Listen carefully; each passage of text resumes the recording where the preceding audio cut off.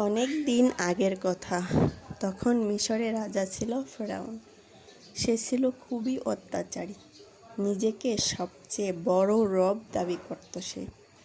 ফেরাউনকে সাবধান করার জন্য আল্লাহ পাঠালেন নবী মুসা আলাইহিস ওয়াসাল্লামকে।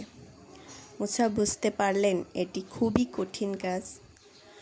তাই মুসা আল্লাহর কাছে একজন সহযোগী চাইলেন। সহযোগী মানে সাহায্যকারী। মুসা আলাইহিস ওয়াসাল্লাম বললেন, হে আমার রব, আমার বুক প্রশস্ত করে দিন, আমার কাজ সহজ করে দিন, দূর করে দিন জিহ্বার জড়তা, যেন তারা আমার কথা বুঝতে পারে।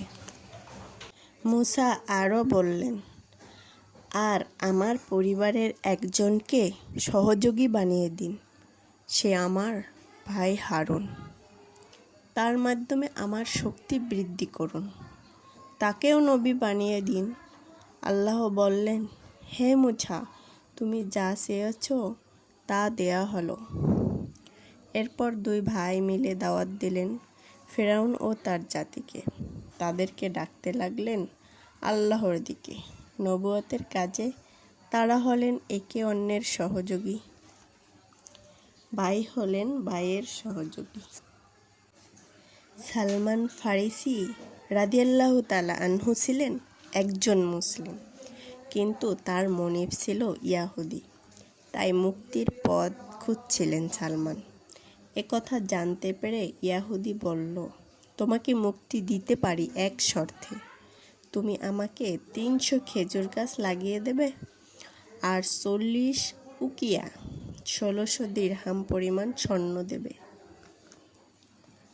300 খেজুর গাছ লাগানো কি সহজ কথা? সাথে স্বর্ণও দিতে হবে। এ যে এক কঠিন শর্ত। সাহায্যের জন্য সালমান ছুটে এলেন নবী করিম সাল্লাল্লাহু আলাইহি ওয়াসাল্লাম এর কাছে। সব কিছু শুনে নবীজি সাহাবীদের ডাকলেন আর বললেন, তোমরা তোমাদের ভাইকে সহযোগিতা করো। সাহাবীরা 300 খেজুর গাছের চারা জোগাড় করলেন। নবীজি বললেন, সালমান, তুমি গর্ত খুঁড়ে রাখো।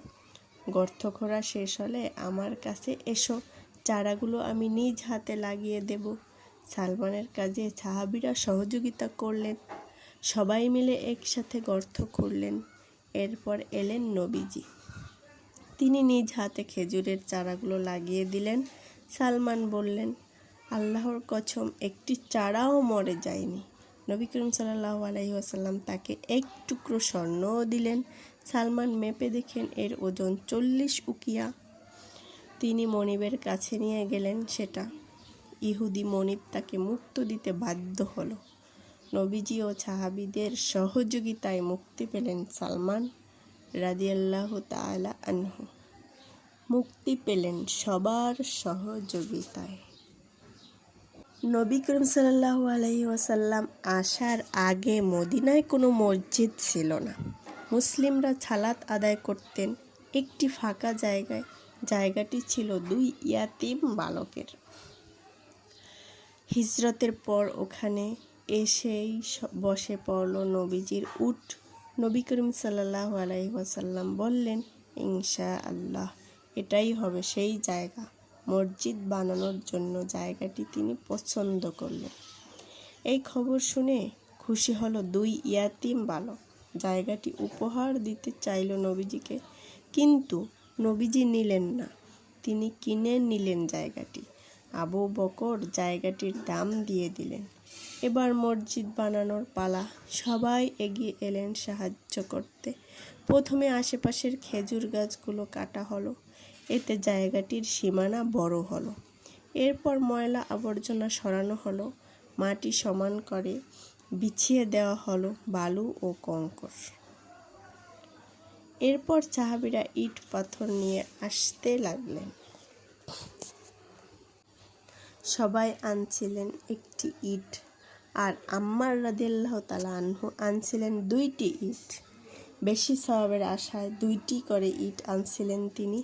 এটা দেখে নবীজি ধুলোবালি ঝেড়ে দিলেন আম্মারের মাথা থেকে। সবাই কাজ করছিলেন আনন্দের সাথে। কাজের সময় সাহাবীরা কবিতা